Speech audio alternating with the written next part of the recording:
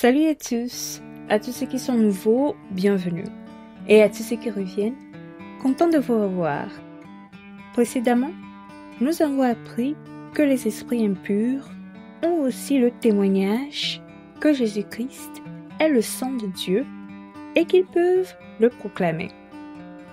Cependant, nous avons aussi appris que nous ne devons pas nous laisser séduire par eux, car ce sont des esprits impurs qui n'adorent pas Dieu et ne peuvent pas l'adorer. Aujourd'hui, nous allons continuer et voir la différence que le témoignage de Dieu apporte entre ceux qui connaissent Jésus-Christ et ceux qui l'ont reçu comme leur Seigneur et Sauveur personnel. Alors, sans plus attendre, commençons. La Bible nous dit qu'au début de son ministère, Jésus-Christ a choisi 12 disciples.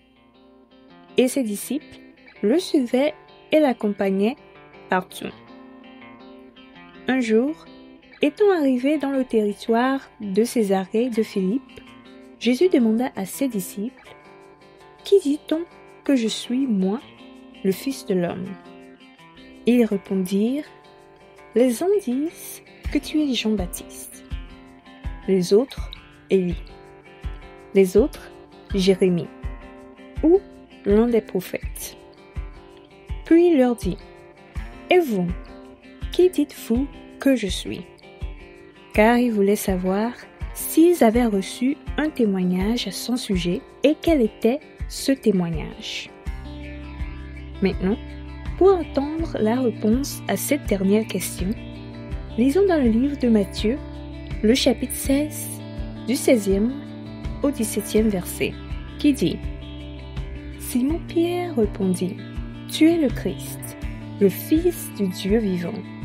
Jésus, reprenant la parole, lui dit : Tu es heureux, Simon, fils de Jonas, car ce ne sont pas la chair et le sang qui t'ont révélé cela, mais c'est mon Père qui est dans les cieux. Amen. » Ici, la Bible dit que parmi les 12, l'un d'eux, nommé Simon-Pierre, répondit : « Tu es le Christ, le Fils du Dieu vivant. » Une réponse à propos duquel Jésus lui a dit qu'il est heureux, car ce ne sont pas la chair et le sang qui le lui ont révélé, mais plutôt Dieu le Père qui est aux cieux. Maintenant, quelle est la différence, d'après vous, entre la réponse donnée par les gens et celle de Pierre? Eh bien, la différence entre les deux réside dans le fait que l'une est partielle et ne représente qu'une partie de la vérité, tandis que l'autre est le témoignage de Dieu, une vérité entière et complète. En effet, dire que Jésus-Christ est un prophète n'est ni faux ni erroné.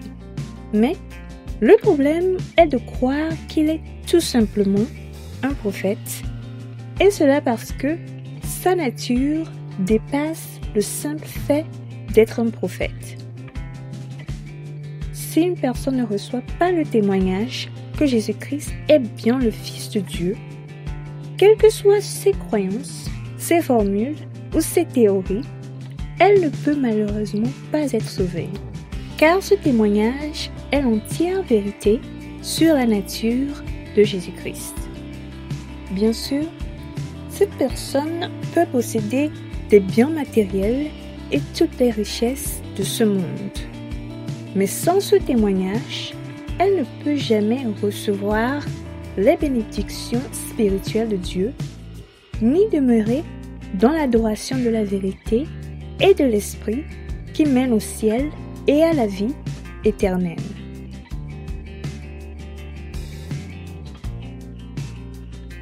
Bien-aimés en Christ, le témoignage principal qu'un homme ou une femme doit recevoir est que Jésus-Christ est le Fils de Dieu.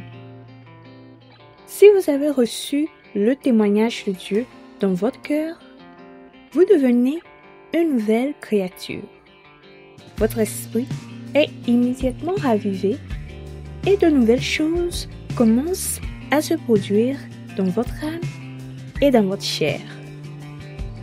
De plus, votre adoration devient une adoration de vérité et d'esprit qui vous apporte la vie en abondance dans tous les aspects de votre vie.